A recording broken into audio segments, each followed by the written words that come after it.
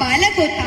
भारतीय इतिहासातील सर्वात तेजस्वी बुद्धिमत्तेचा दीपस्तंभ, सामाजिक न्यायाचा अटळ योद्धा, संविधान निर्माता, दलित शोषित पीडितांच्या मुक्तीचा अमर आवाज म्हणजेच विश्वरत्न, भारतरत्न, परमपूज्य बोधिसत्व, महामानव डॉक्टर बाबासाहेब आंबेडकर.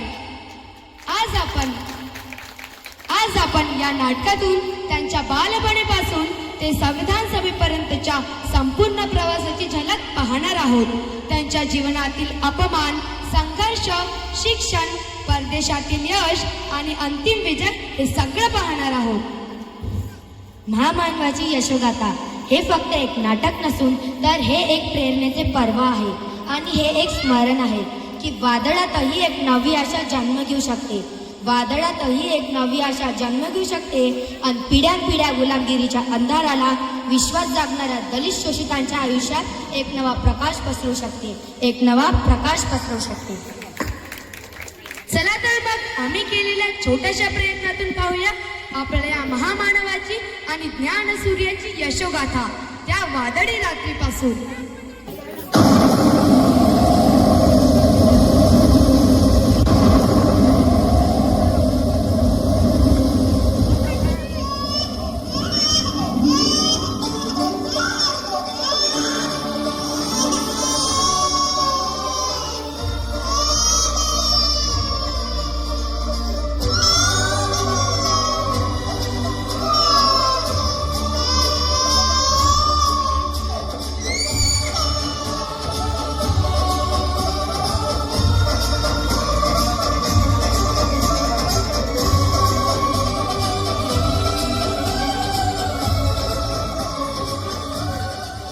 बेदार साहेब, मिठाई वाटा, मुलगा झालाय. बाबा, आई. समजा ठीक आहे बाळांनो, तुमचा धाकटा भाऊ आलाय आणि त्यानं आल्या आल्या पाऊस वादळ समजा शांत करून टाकलंय.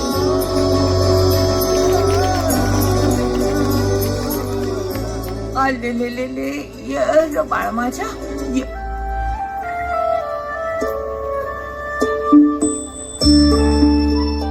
मी तर आधीच याचं नाव ठरवलंय. इतक्या अडचणीशी लढा देऊन आलाय म्हणून तू भीमाबाईचा मुलगा भीम आहेस. माझ्याकडे बी दे ना, मला बी विचारू दे याला. यानं आल्या आल्या घनघोर वादळ शांत कसं केलं. सांभाळू ना. हा.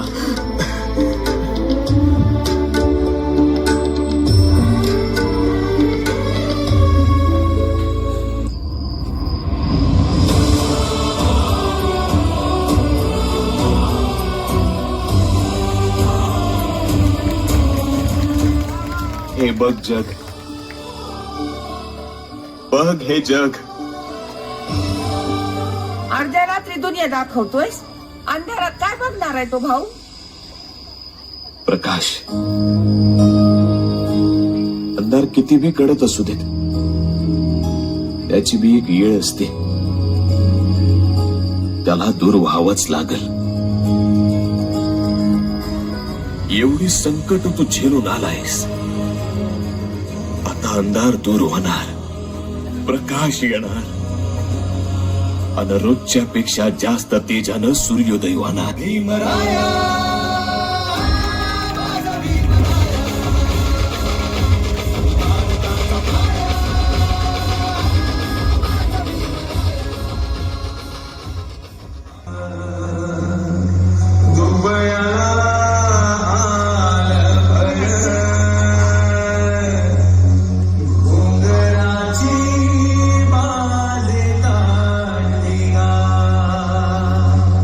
झलमल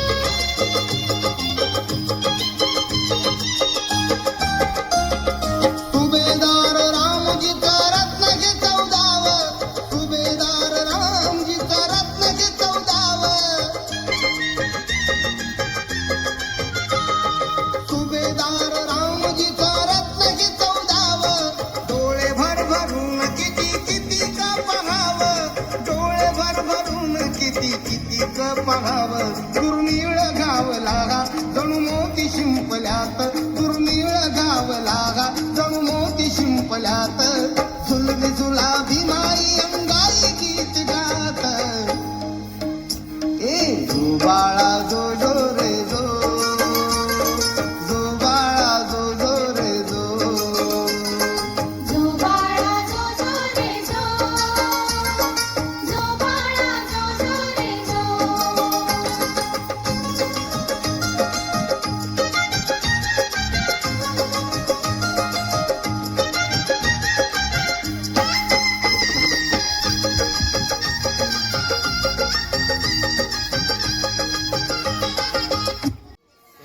रामजी आंबेडकर यांना हे समजले होते की विषमतेच्या रोगाने ग्रासलेल्या आणि माणसा माणसात भेद करणाऱ्या या बुरसाटलेल्या विचारसरणीच्या लोकांशी जर दोन हात करायचे असेल तर त्यावर फक्त आणि फक्त एकच उपाय आहे आणि ते म्हणजे शिक्षण.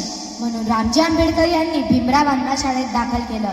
भीमरावांनी शाळेत प्रवेश घेतला, परंतु शाळेतही त्यांच्याशी फक्त आणि फक्त अपमानच करण्यात आला. वर्गात न बसू देता वर्गाबाहेर जमिनीवर एका कोपऱ्यात बसवले गेले. पाणी पिण्यासाठीही वेगळे मडके आणि भांडी दिल्या गेली. त्यांना प्रत्येक वेळी हिणवलं गेलं. चला तर आता आपण पाहूया त्यांच्या शाळेच्या अपमानदायक दिवसाची कहाणी, त्या शाळेच्या पहिल्या दिवसापासून. काय गोंधळ चाललाय? काय चाललंय हे सगळं? गुरुजी ह्यो आमच्या बाजूला बसायला बघत होता. तुला वाटतं शिकावं आणि या मुलांनाही शिकायला द्यावं तर त्या कोपऱ्यात जाऊन बस. जा, चला चला बसा.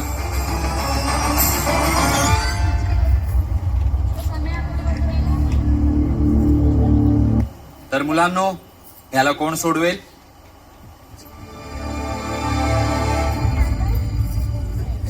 तू ये आधी.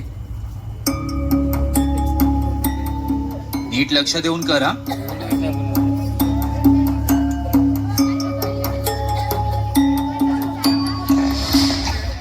बरोबर आहे ना व गुरुजी? चुकीचं आहे.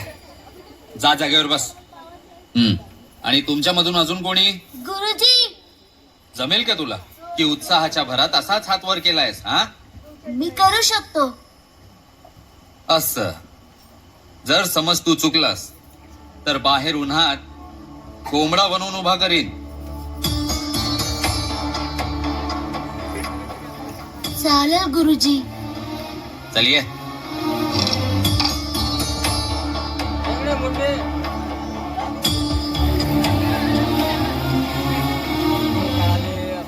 ये थांब थांब. हे घे.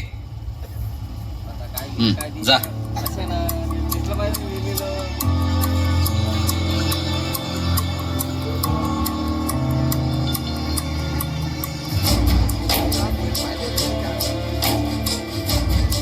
गुरुजी बरोबर आहे का चुकलं? हे, खडू तुझ्या जवळच ठेव. ह्याचा खडू कोणीही वापरायचा नाही, बरं का? ए, शांत बसा, एकदम शांत. ए, चल जा जा. चल आता तुझी पाळी. चल ये.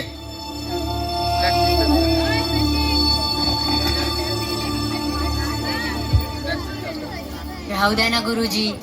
आता त्या फळ्यावर कोण लिवल? तो फळा तर बाटला. मी एक काम करतो, मी माझ्या पाठीवर लिवतो.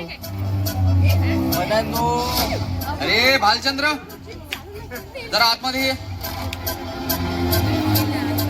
नाही गुरुजी. भालचंद्र, हा फळा जरा स्वच्छ धुवून घे. पण सकाळीच तर धुतला होता. गुरुजी झालं माझं. बरोबर आहे ना गुरुजी? चुकीचं आहे. आणि माझं उत्तर गुरुजी? हा बरोबर आहे. भालचंद्र, जेवणाच्या सुट्टीत हा फळा स्वच्छ धुवून घे. त्यांनी ह्या फळ्याला शिवलंय, समजलं का? ठीक आहे गुरुजी, चालतंय.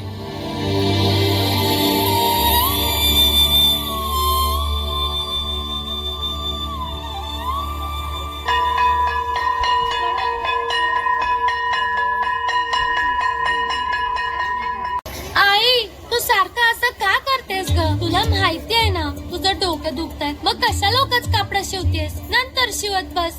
अगं नाही, एवढा काय त्रास नाही करीन म्या. आपला भीम आता शाळेत जायचा नव, मग त्याला नवीन कापड नको. राहू दे आई, मला समज ठाव आहे, तुला सांगून काय बी उपयोग नाही. तू कधी कोणाचं ऐकतेस का? अगं काय ऐकत नाही, हे काम जरुरी आहे म्हणून करते नव. समधी पोरं शाळेत नवीन नवीन कापड घालून जातात. आता जा तू, बाळाची आणि आनंदाची बी कापड शिवायचेत मला, जा. तुझी तर हद्दच झाली, तुला ना नुसतं कामच करायला हवं, आराम करायचं नावच नाही. हे तुळसा कसला अभ्यास करते ग, दाखव मला. मी वाचत नाही ताई, विचार करते. तू सांग, आज भीमला वर्गात बसायला मिळालं असेल की आज बी तो वर्गाच्या बाहेर उभं राहून शिकत असेल? एका दिवसात कोण आज जाऊ देणार आहे? एवढं सोपं नाही ते, बाहेरच उभं राहून शिकत असेल तू. आत्या तूच सांग की तुला काय वाटतं? काय बाळा? हेच की भीमा वर्गाच्या आत जाऊ शकला असेल का नाही? एकदा भीम बोलला ना की तो जाणार आत तर जाणार. जर असं झालं असेल तर बाबांना आपल्या समजांसाठी मिठाई आणावी लागेल. मी तर आतापासूनच वाट बघते मिठाईची. होय होय, खाऊन घ्या मिठाई जेव्हा बाबा आणतील. आधी समद्यानी बघा बर, आणि मला सांगा भिवा हे घातल्यावर कसं दिसल? अरे वा वहिनी, किती सुंदर शिवलाय हा. घालून तर आपला भीम अगदी राजकुमार दिसल. त्या कोणी राजा बिजा बिलकुल नाही.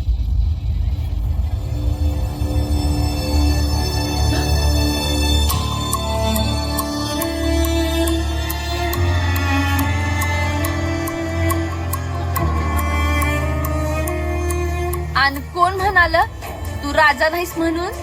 जर मी राजा असतो तर मला शाळेतल्यांनी वर्गाच्या बाहेर काढलं नसतं.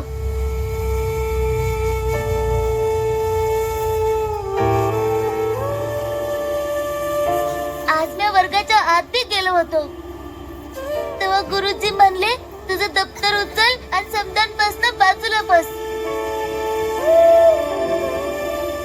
आणि मला समजांसारखं पाणी बी पिऊ दिलं नाही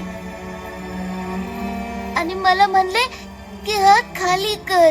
किती उंचावरनं पाणी टाकत होते माहितीये?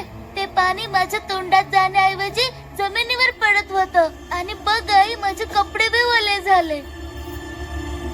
आई, तू तर मला नेहमी किती मायेनं पाणी पाजतेस.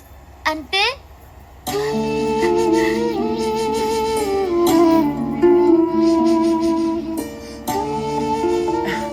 भीम बाळा, काल तर तुला वर्गात जायला देत नव्हते की नाही ते लोक. आज तर तू आत गेलास. आनंदाची गोष्ट आहे नाही. कालच्या पेक्षा आज बरं आहे. तुला तर आनंदी व्हायला हवं. रडतोयस का?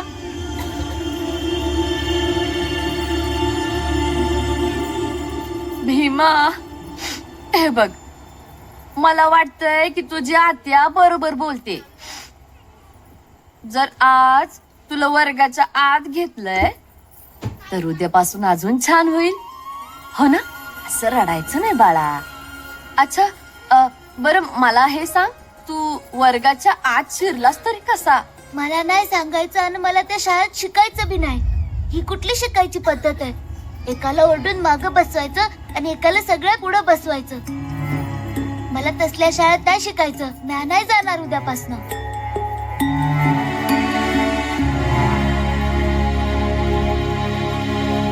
भीमा,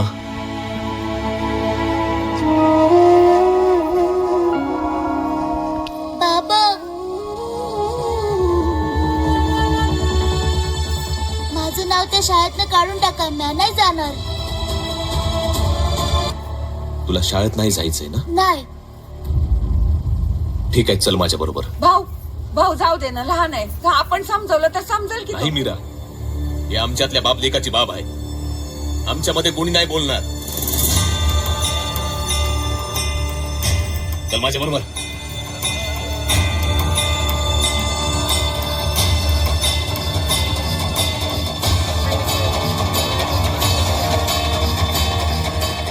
बाबा, माझा हात दुखतोय.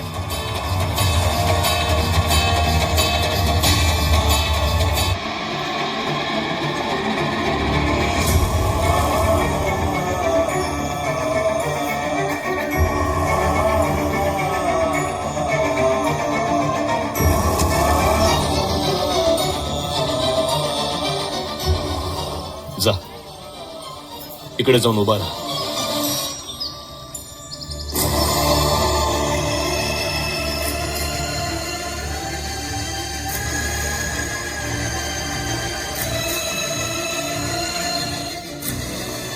मला सांग, चटकं लागतायत का?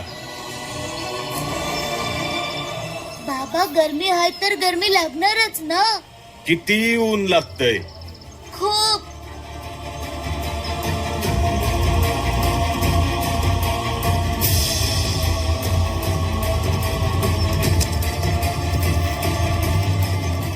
इकडे जाऊन उभा राहा. पण का बाबा? मी सांगितलं ना, तिकडे जाऊन उभा राहा.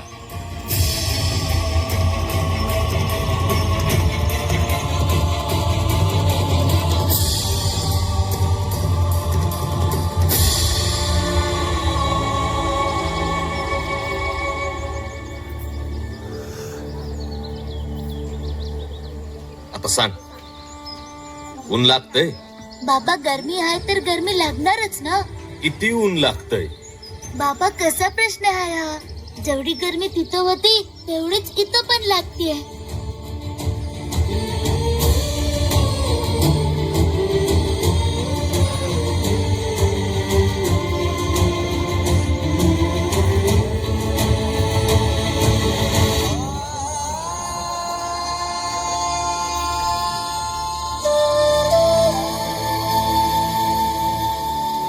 हिंबाळा, शिक्षण ही सूर्याच्या तेजाप्रमाणेच असते.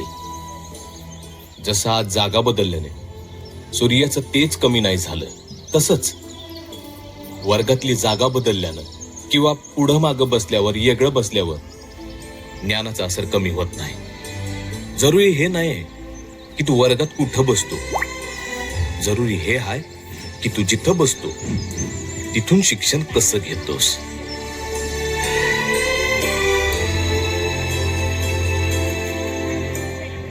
आणि पाणी, त्यांनी मला धड पाणी बी नाही दिलं शाळेत. त्यांनी सांगितलं की तुझ्याकडे जेव्हा नवीन पेला येईल ना तेव्हा तू पाणी पी. त्याच काय? त्यानं सांगितलं ना की नवीन लोटा घेऊन येईल, मग तर अजूनच चांगली गोष्ट आहे. त्यासाठी आपण आपलं शिक्षण का सोडायचं? होय ना, येईलच मागून लोटा. मग याच्या पायी हे रागराग करणं, रडणं बिडणं हे समजा कशाला? हे सगळं सोड आता आणि मन लावून शिक. हॅलो बाबा, घरी जाऊया? तू घरी जा, आई काळजी करत असेल. मी जरा मिठाई घेऊन येतो. कशाला? आज तुला वर्गाच्या आत प्रवेश मिळालाय ना, त्याच्यासाठी. आज आनंदाचा दिवस आहे, आपण सगळे मिळून मिठाई खाऊ. बाबा मी चाललो.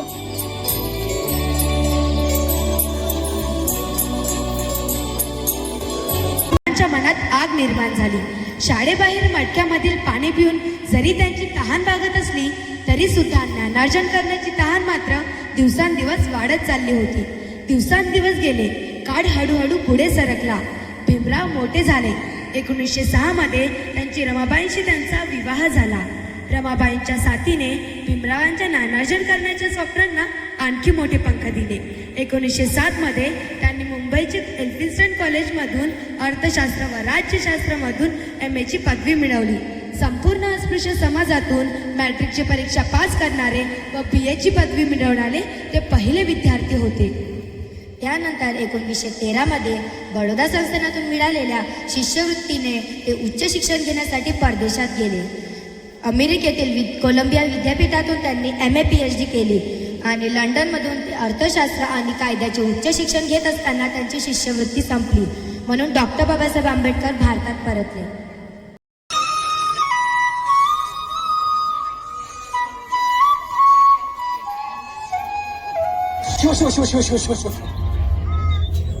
बाजू शोषणच्या तुला दिसत नाही मी?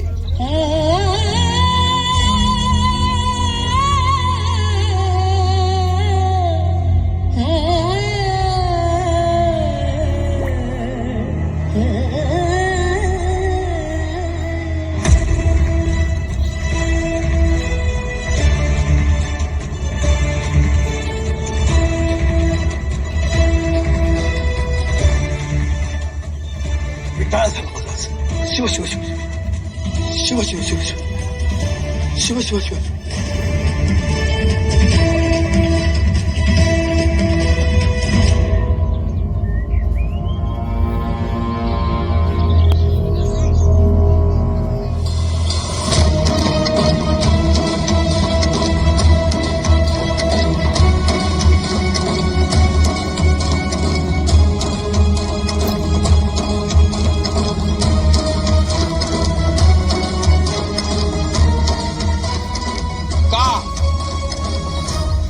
किती वर्ष हे उष्ट अन्न खाणारेस, किती वर्ष हे असं फेकलेल्या अन्नावरती स्वतःचं पोट भरण्याची ही दरिद्री रीत चालू ठेवणारेस, कशासाठी? नको रे बाळा, एक लक्षात ठेव बाळा, आत्मसन्मानाने जगता येत नसेल तर ते जगणंच नाही. अरे किडे मुंग्याही जगतातच, पण आपण माणसं आहोत ना. या वरच्या वर्गातल्या मूढभर माणसांना आपलं जगणं ठरवण्याचा काही एक अधिकार नाहीये. बस झालं, ही गुलामगिरी झिडकारली पाहिजे. त्यासाठी तुला संघर्ष करावा लागेल आणि त्यासाठी तुला शिकावं लागेल बाळा. आपल्या बुद्धीच्या आणि ज्ञानाच्या जोरावर हे स्वतःला वरचढ समजतात, पण तीच बुद्धी तुझ्या जवळही आहे आणि त्याला धार येणारी ती केवळ आणि केवळ शिक्षणामुळे. तुला शिकलंच पाहिजे, संघर्ष केलाच पाहिजे. तू स्वतःचं आयुष्य बदलू शकतोस हे लक्षात ठेव बाळा. शिकलास तर हक्काची भाकर मिळेल. भूक लागली.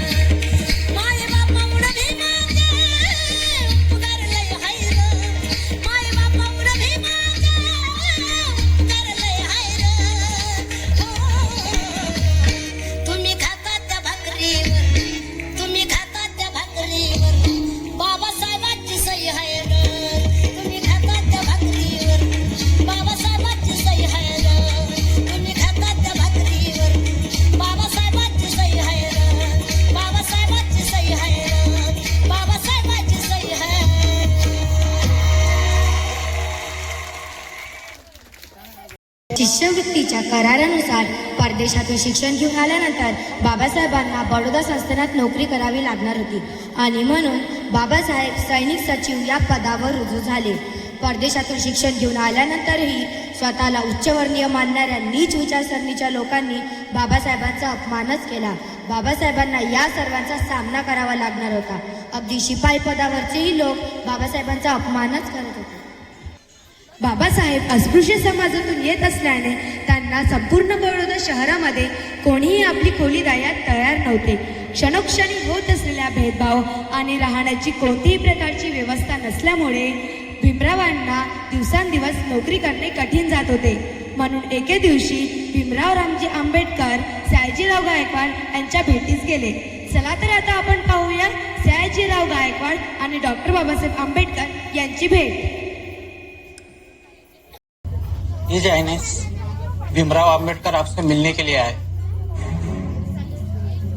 भीमराव आणि या वेळेला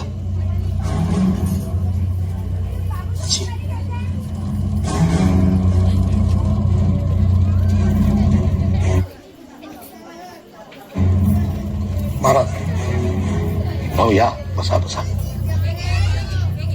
आणि या वेळेला काही महत्वाचं काम आहे का? काही मदत हवी असेल तर मोकळेपणानं सांगा. महाराज,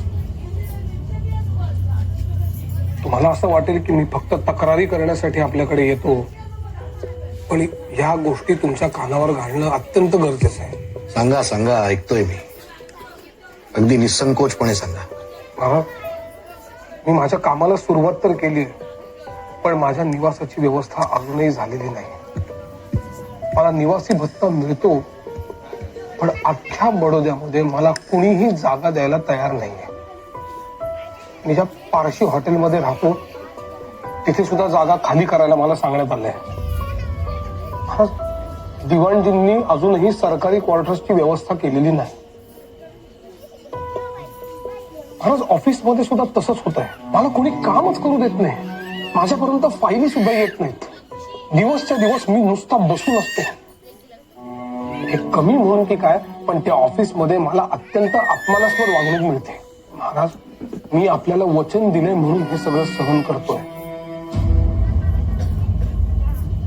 पण मला खरोखर समजत नाही मी काय करू. आमच्या संस्थानात काय काय चाललंय याची आम्हाला कल्पना देखील नसेल असं वाटतंय का आपल्याला? आम्ही राजे आहोत या संस्थांचे.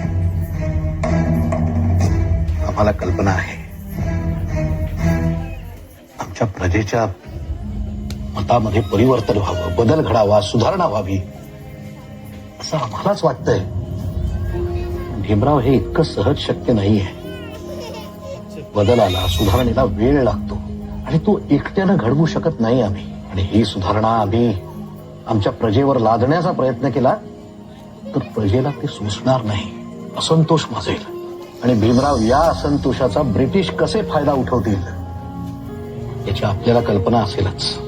I hope you understand. Yes Maharaj, I do understand.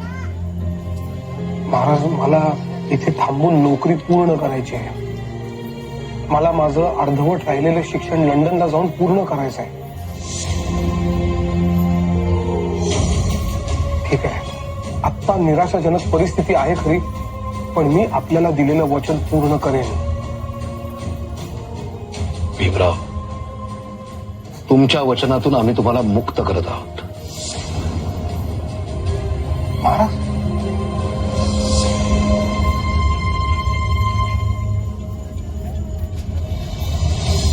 खरंच सांगतोय भीमराव, तुम्ही नकारावं आमच्या संस्थानात. अहो, पण इथे तुमची फक्त घुसमट होईल. तुमच्यासारख्या हुशार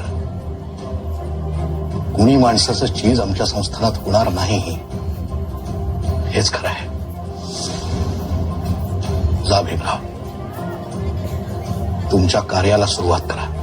महाराज, कृपा करून गैरसमज करून घेऊ नका. मला हे सगळं अर्धवट सोडून जाण्याची इच्छा अजिबात नाहीये. मी खरंच सांगतोय भीमराव, तुम्ही जा. तुम्ही मनात जे कार्य योजले त्या कार्याला सुरुवात करा. विजयी व्हा. आणि विजयी झाला नाहीत तरी खचून जाऊ नका. तुमचा संघर्ष चालू ठेवा. एक ना एक दिवस तुम्ही तुमचं ध्येय गाठालच. खात्री आहे आम्हाला. Thank you. Wish you all the best.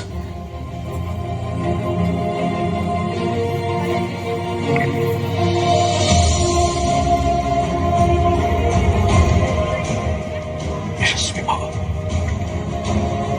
Baroda शहरातून नोकरी सोडल्यानंतर भीमरावांचे अपूर्ण राहिलेले शिक्षण पूर्ण करण्यासाठी भीमराव पुन्हा परदेशात गेले.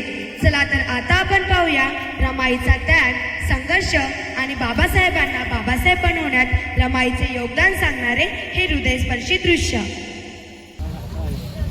एक पुडी सकाळी आणि एक संध्याकाळी. हा साहेब साहेब हो माझं लेकरू बघा ना, काहीच काही ना पिना हो, अंगात ताकदच नाही राहिली आहे. एकदा बघता का त्याला? ह्याला बरं करावं डॉक्टर. बाई, मी या आधी तुम्हाला सांगितलं, तुम्हाला समजत नाही का? मी तुमची काहीही मदत करू शकत नाही.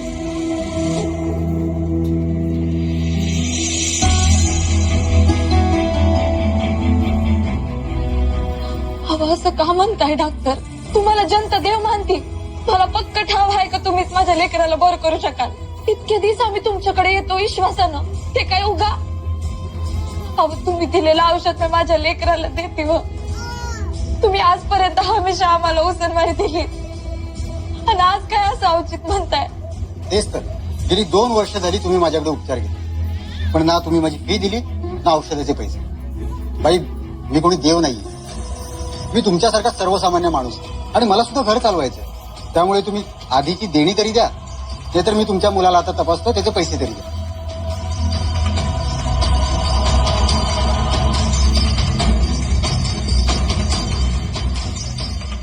ऐक नाही येतो, ऐक नाही आहे डॉक्टर. पण साहेब परत आला का तुमचं समजा पैक फेडून देत्यात. पण आजचे दिवस अडून नका राहू, माझ्या लेकराला वाचवा डॉक्टर. मी पदर पसरते तुमच्या म्हणून माझ्या लेकराला वाचवा. माझा नाईलाज. आतापर्यंत मी तुम्हाला खूप सवलती दिल्या, पण आता शक्य नाही. तुम्ही तुमच्या बाळाचा दुसऱ्या डॉक्टरकडनं उपचार करून घ्या, आणि मी तुम्हाला विनंती करतो, जा तुम्ही आता. इथे फुकटात उपचार करायला मी काही धर्मोदय संस्था नाही उघडली आहे. जा तुम्ही आता.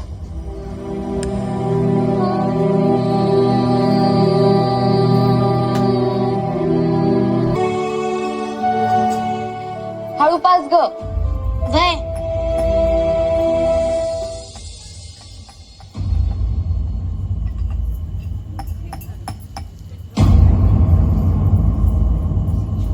काकी, बघ बाई, समजा दूध बाहेरच येत आहे. बाय जरा बी तोंड उघडा ना. अगं बया, इतकी झोप लागली बाय. बाळा, अरे डोळं उघड की. अंग बी थंडगार पडल्या. आत्तेबाई, आत्तेबाई, मोठी बाई, शंकर्या, काय झालं? काय झालं इकडे? बाळाचं अंग थंडगार पडल्या. काय झालं? काय डोळं बी उघड ना. काय झालं? काय झालं का?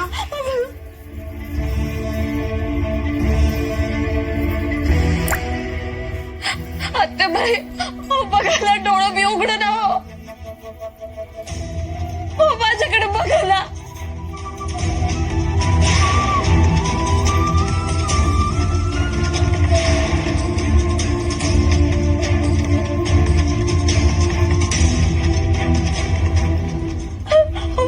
बघा ना आत्तेबाई, काय झालंय? बोला की आत्तेबाई. काय झाला? हे बोल ना, काय झाला? आत्याबाई बोला की हो, बोला ना आत्याबाई.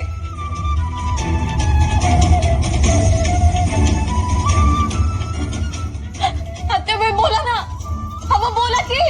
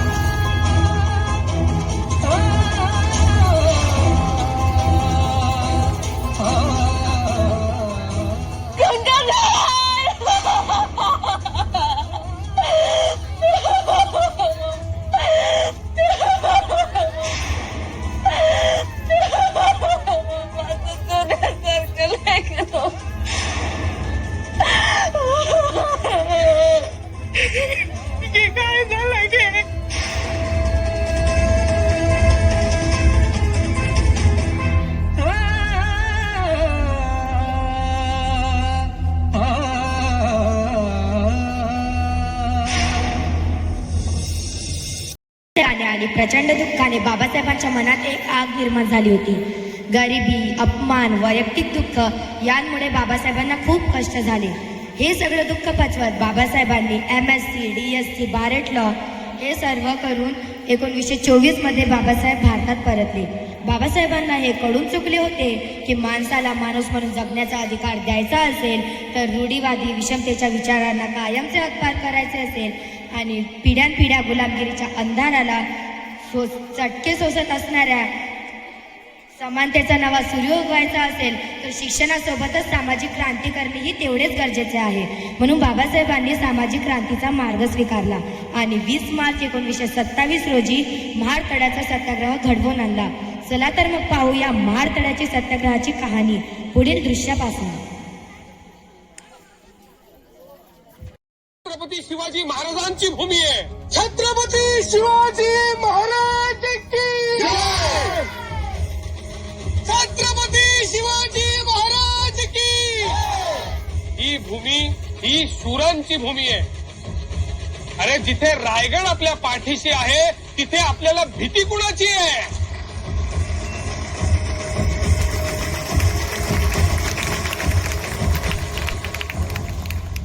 तुम्हाला सांगायचं तर मी सुद्धा कोकणातलाच एक माणूस आहे. महाडशी माझं फार जुनं नातं आहे आणि आपल्या परिषदेच्या निमित्तानं आपल्या या महाड पासून आपल्या चळवळीची आणि लढ्याची सुरुवात होते याचा मला अतिशय आनंद आहे. आता मी मूळ मुद्द्याकडे येतो. अस्पृश्यता हा हिंदू धर्माला लागलेला कलंक आहे आणि तो धुवून निघालाच पाहिजे.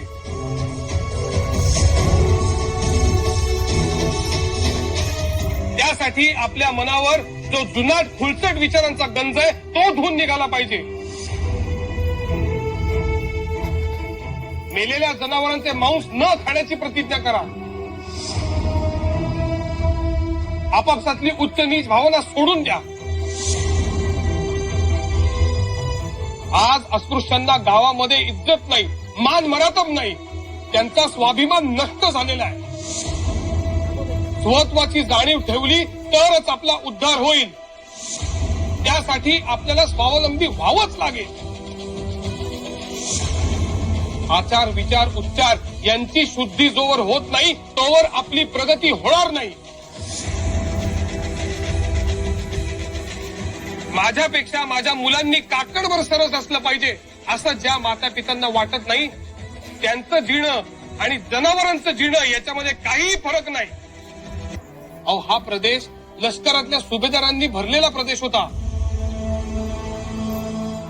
पण त्यांनी आपल्या शूरपणाला शिक्षणाची जोड दिली नाही. आज आपली पोरं मामलेदार, कलेक्टर या पदांवरती असती, पण ती नसल्याने आपला समाज आज मागे आहे. हे मला तुमच्या ध्यानात आणून द्यायचंय. सुसंस्कृत व्हायचं असेल तर आपल्याला पांढरपेशाचा स्वीकार करावाच लागेल.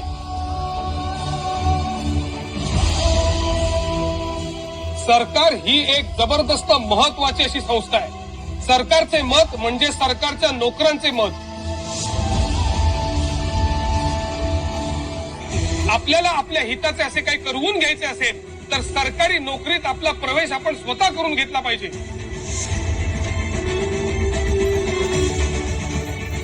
यासाठी अस्पृश्य लोकांनी प्राथमिक शिक्षणावरती समाधानी न राहता उच्च शिक्षणाकडे विशेष लक्ष पुरवावं. आपला उद्धार हा दुसऱ्याच्या कृपेवर कधीही होणार नाही. तो आपल्याला स्वतःच्या स्वतःच साधला पाहिजे. हे सगळ्यांनी ध्यानात ठेवलं पाहिजे. हे बघा, एक लक्षात घ्या, आपण सगळ्यांनी आता इथनं उठायचंय आणि चौदार तळ्यापाशी जायचंय आणि ओंजळ पाणी घ्यायचंय. आलं लक्षात? आपण 2-2 जणांच्या रांगा करणार आहोत आणि शिस्तीत शांततेमध्ये चौदार तळ्यापाशी जाणार आहोत.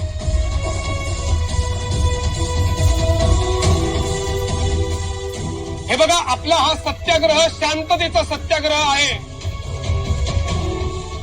आपल्या या सत्याग्रहाचा या गावातल्या कुणालाही त्रास होता कामा नये. आले लक्षात? आपण समानतेसाठी पाण्याला स्पर्श करणार आहोत. चला.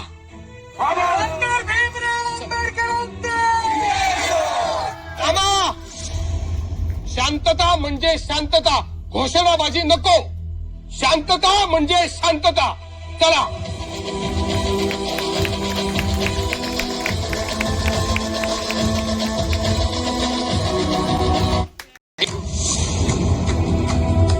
त्यांना अडवायला हवं, तळ पवित्र होण्यापासून वाचवायला हवं.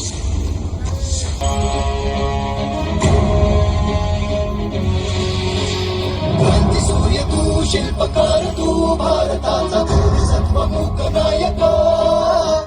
मोडल्या रूढी त्या परंपरा, दिव्यतेच्या तुझ सकल न्यायदायका. जीवन तुझे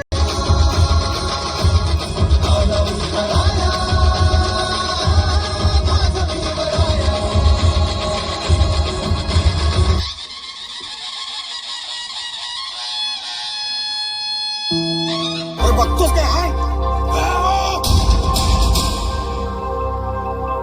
अन्याय करणाऱ्यांपेक्षा तो सहन करणारा अधिक मोठा गुन्हेगार असतो. उठा, शिका, शिका, संघटित व्हा आणि संघर्ष करा, संघर्ष करा, संघर्ष करा. भीमराव आंबेडकरांचा, भीमराव आंबेडकरांचा, भीमराव आंबेडकरांचा, भीमराव आंबेडकरांचा. फक्त माझ्या एकट्याच्या नावाने घोषणा देऊ नका. हा फक्त माझ्या एकट्याचा विजय नाहीये, तर आपल्या सगळ्यांचा विजय आहे.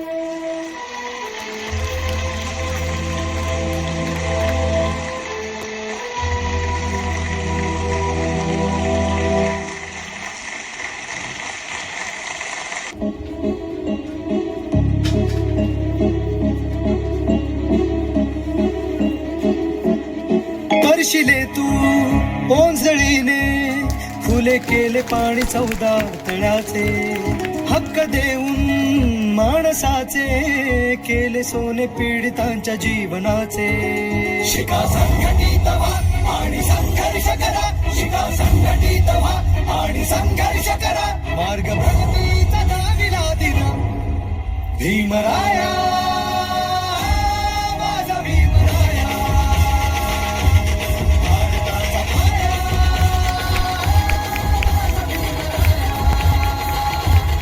आला उभाराया, माझा भीमराया.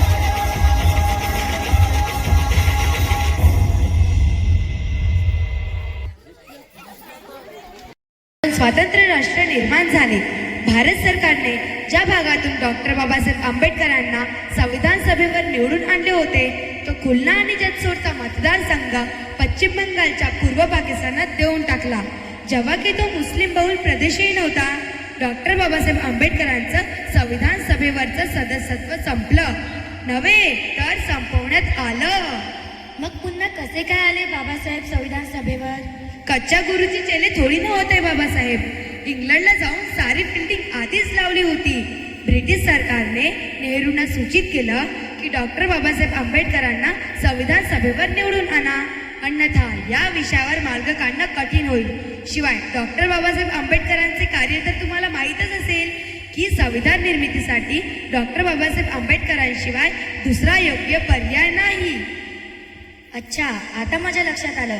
म्हणूनच नेहरूंनी डॉक्टर राजेंद्र प्रसाद यांना सांगितलं की आता पर्याय नाही, आणि म्हणून डॉक्टर राजेंद्र प्रसाद यांनी मुंबईचे प्रधानमंत्री विजय खिये यांना पत्र लिहून बाबासाहेबांना सत्रात सहभागी होण्यास आणि MR जयकांतचा राजीनामा होण्यास सांगितला. त्याकरिता जागेवरची पोटनिवडणूक ठेवून बाबासाहेबांना निर्दलीय म्हणून संविधान सभेत पाठवण्यात आले. डॉक्टर बाबासाहेब आंबेडकर भारताचे पहिले कायदेमंत्री बनले नव्हे, तर बनवावं लागलं. 14 दिवसांनी बाबासाहेब भारतीय संविधानाचे पहिले अध्यक्ष म्हणून नियुक्त करण्यात आलं. एक प्रकारे संविधान लिहिण्याची जबाबदारी त्यांच्यावरच आली. त्या समितीत 7 सदस्य निवडले गेले. बाबासाहेबांची निवड ही कदाचित सत्तेची मजबुरी होती. चला तर आता आपण पाहूया डॉक्टर बाबासाहेब आंबेडकरांचे संविधान निर्मितीसाठी योगदान. सध्या देशाच्या संवेदनशील भागामध्ये अधिक लक्ष देण्याची गरज आहे. खास करून फाळणीनंतर वातावरण अतिशय चिघळलंय. पंजाब आणि बंगाल प्रांत केव्हा पेटतील काही सांगता येत नाही. स्वातंत्र्य प्राप्त तर झालं, पण त्याचबरोबर देशाची फाळणी देखील झाली. देशभर दंगे पेटतील की काय अशी परिस्थिती निर्माण झाली आहे. बापूजी, अशा परिस्थितीमध्ये आपण सगळ्यांनी काय करायला? तणावपूर्ण वातावरणात कुठलेही अफवा पसरणार नाहीत याची काळजी आपण घ्यायला हवी. कारण दोन देशांच्या फाळणीला लोक धार्मिक लढाईचं स्वरूप देतील आणि गोष्ट मला फक्त ठाऊक होती. त्यामुळेच तर माझ्या सगळ्या गोष्टींना विरोध होता. पण बापू, देशाच्या घटना निर्मितीचं त्याच्या संदर्भात केव्हा बोलायचं? यासाठी वेगळी चर्चा कशाला करायला हवी? वैज्ञानिक आपण आज बावीचं जितकं काम केलंय ते सगळं अखंड भारतासाठी, ही गोष्ट मला मान्य आहे. पण फाळणीनंतर देखील आपण आपली जीवन मूल्य बदलली आहेत का? ही सर्व जाती धर्माच्या लोकांच्या कल्याणाकरिताच आहे आणि पुढे ती पुढेही तशीच सुरू राहते. त्यामुळे घटनेकरिता आपण जे काम आज स्वागत केलंय ते स्वतंत्र भारताच्या घटनेकरिता सुद्धा स्वीकारावं आणि पुढेही चालवावं असं मला वाटतं. हो, पण या सगळ्या कामात आंबेडकरांचा खूप मोठा सहभाग आहे. मलाही त्यांच्या योगदानाची जाणीव आहे आणि मी ते कधी नाकारलेलंही नाही. नाही बापू, मुद्दा तो नाहीये. आंबेडकर ज्या मतदारसंघातून निवडून आले तो बंगालचा मतदारसंघ आता पूर्व पाकिस्तानात गेलाय. त्यामुळे त्यांचं सदस्यत्व रद्द झालं. आणि खुद्द आंबेडकरांनी राजीनाम्याची तयारी केलीच आहे की. मग आपणच आपल्या बाजूने काहीतरी करायला हवं ना. आंबेडकर घटना समितीत असणं अत्यंत महत्वाचं आणि गरजेचं आहे. पंडितजी, देशातला कुठला मतदारसंघ घटना सभेसाठी मोकळा होतोय का ते जरा बघावं लागेल.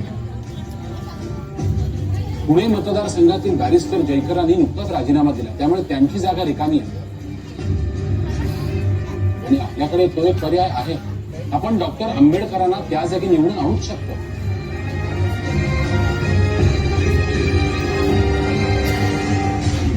बाबूजी, तुमचा आंबेडकरांच्या उमेदवारीला काही विरोध तर नाही ना?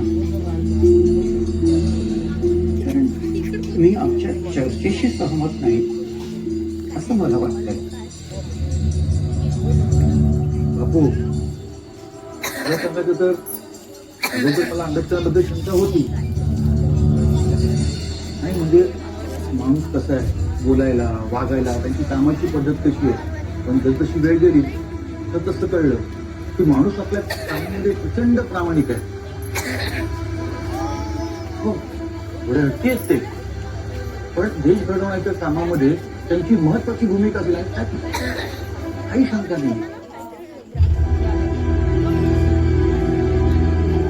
बाबूची हट्टी कोण नाहीये. मी काय कमी हट्टी आहे का? पण आंबेडकरांचा हट्ट त्यांचे जीवन संघर्षातून आलाय. प्रत्यक्ष अनुभव आहे पाठीमागे आणि म्हणूनच देश हितासाठी त्यांच्या हट्टाचा आदर करायला पाहिजे. बापू, मी स्वतः मुंबई प्रांतचे पंतप्रधान बाळासाहेब थोरात यांना पत्र लिहून आपल्या चर्चेबद्दल कळवतो. जयकरांच्या जागेवर बाबासाहेब निवडून आलेच पाहिजे अशी त्यांना सूचनाही देतो. पण हे शक्य तितक्या घाईत करायला हवं. कारण आंबेडकरांचं लवकरात लवकर घटना समितीवर येणं फार गरजेचं आहे. कारण देशाची संविधान निर्मिती हे आंबेडकरांशिवाय शक्यच नाहीये.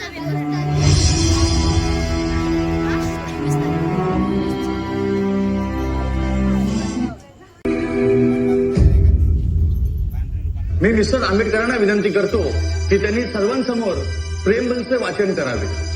Mister Ambedkar please.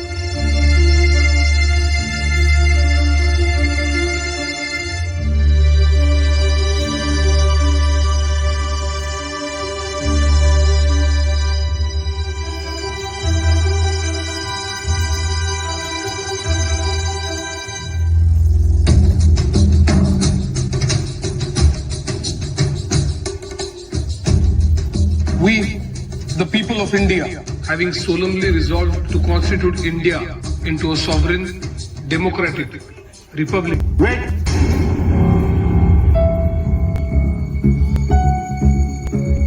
काय म्हणालात तुम्ही आणि कशाने सुरुवात केली ती? We, the people of India, अहो हे काय आहे? आपल्या घटनेची सुरुवात ही देवाच्या नावाने झाली पाहिजे. तेव्हा तुम्ही सुरुवात इन द नेम ऑफ गॉडनी करा. हो बरोबर आहे.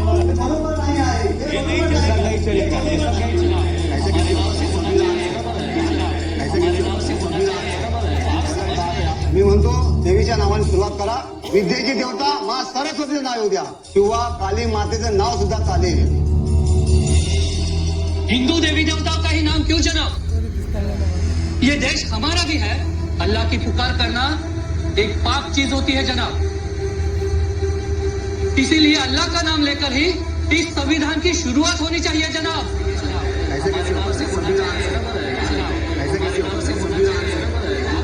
नाही चलेगा.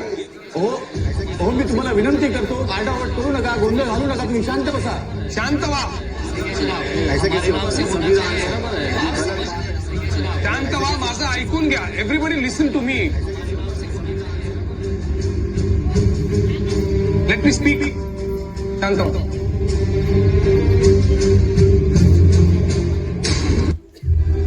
तुम्हा लोकांचा गोंधळ उडालेला दिसतोय. आपण देवलोकाची राज्यघटना लिहिलेली नाहीये.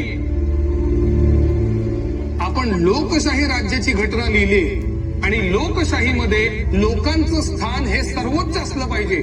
त्यांच्या डोक्यावर कुणीच असता कामा नये असं माझं म्हणणं आहे. असं कसं? आपल्या वर असणाऱ्या दैवी शक्तीला आपण वंदन करायलाच हवं.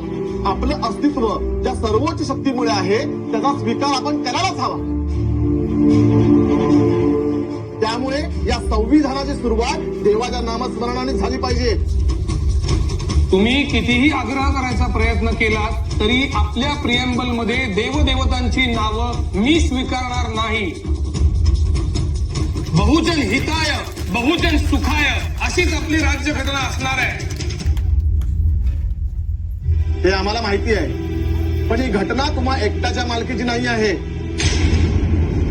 त्यामुळे तुम्हाला काय वाटतं यापेक्षा सगळ्यांना काय वाटतं हे महत्वाचं आहे. आंबेडकर, ठीक आहे, त्यावर एक तोडगा निघू शकतो. तुम्ही मतदान घ्या,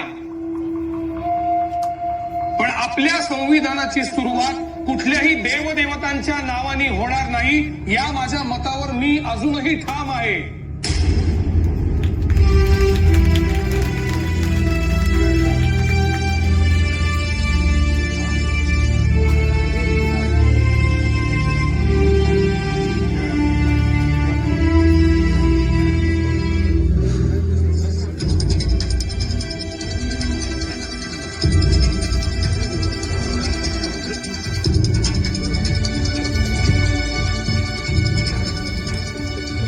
शांत राहा, प्लीज शांत राहा. हे बघा, ही फार अभूतपूर्व परिस्थिती तयार झाली आहे. माझं वैयक्तिक मत असं आहे की घटनेची सुरुवात देवाच्या नावाने झाली पाहिजे. पण आंबेडकर म्हणाले त्याप्रमाणे आपण यावर मतदान घेऊया. त्यांना देवाच्या नावाने सुरुवात व्हावी असं वाटत असेल त्यांनी देवाला मत दिले, आणि ज्यांना भारतीय जनतेचा उल्लेख व्हावा असं वाटत असेल त्यांनी लोकांना मत द्या. आणि ही प्रक्रिया आपण आजच पार पाडूया. हो चालेल.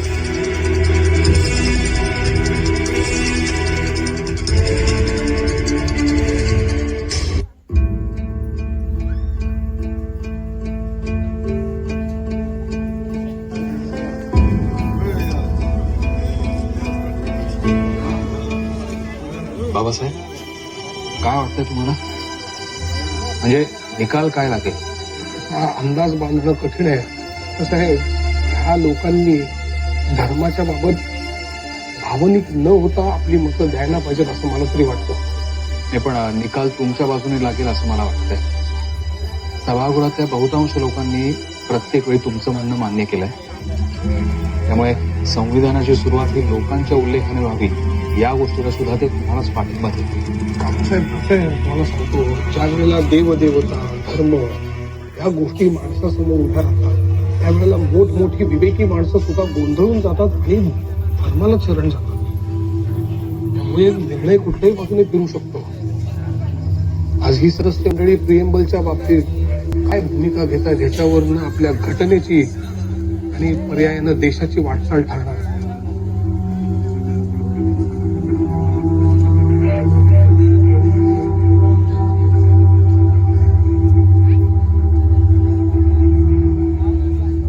प्रेमबलवर घेतलेल्या मतदानाचा निकाल माझ्या हातात आहे.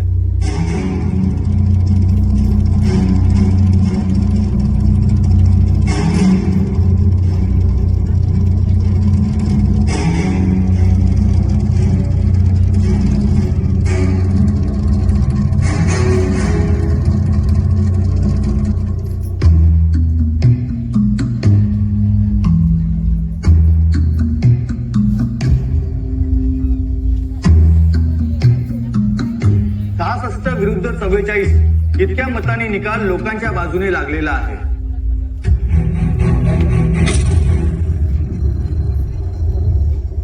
म्हणजेच मिस्टर आंबेडकरांनी सुचवल्याप्रमाणे we the people of India या वाक्याने घटनेची सुरुवात करायला सभागृहाची संमती आहे.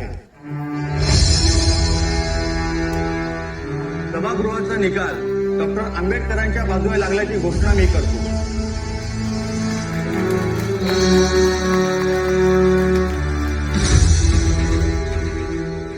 आणि त्यांना विनंती करतो की सभागृहासमोर घटनेच्या प्रेमबलची माहिती द्यावी.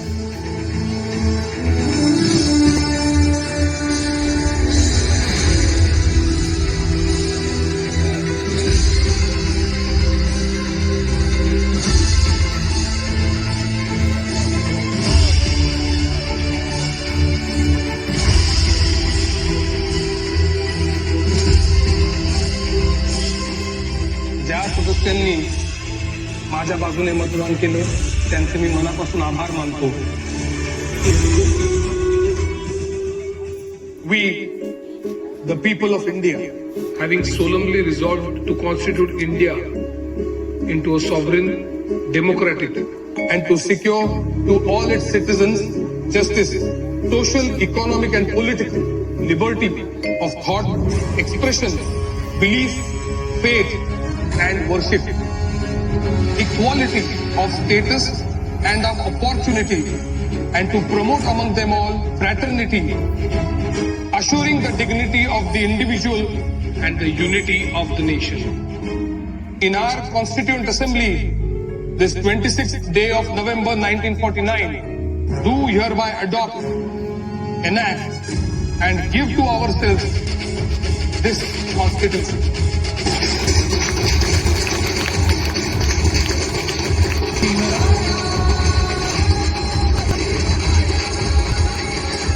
रथ समतेचा असा आणिला सांभाळून फोडून टाहो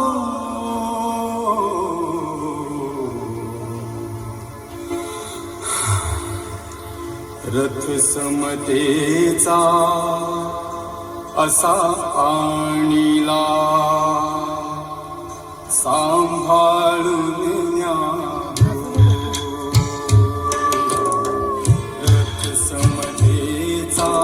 असा आणिला सांभाळून निबिड जंगले तुडवितालो ओढून समतेचा असा आणिला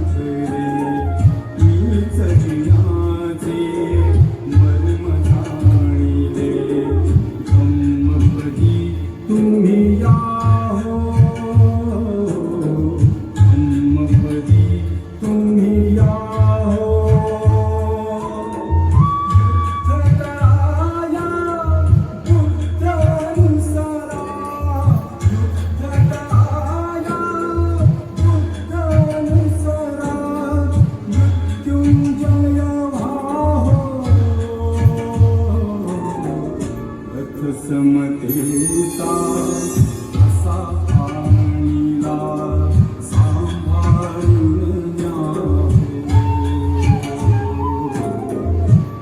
समजेचा असा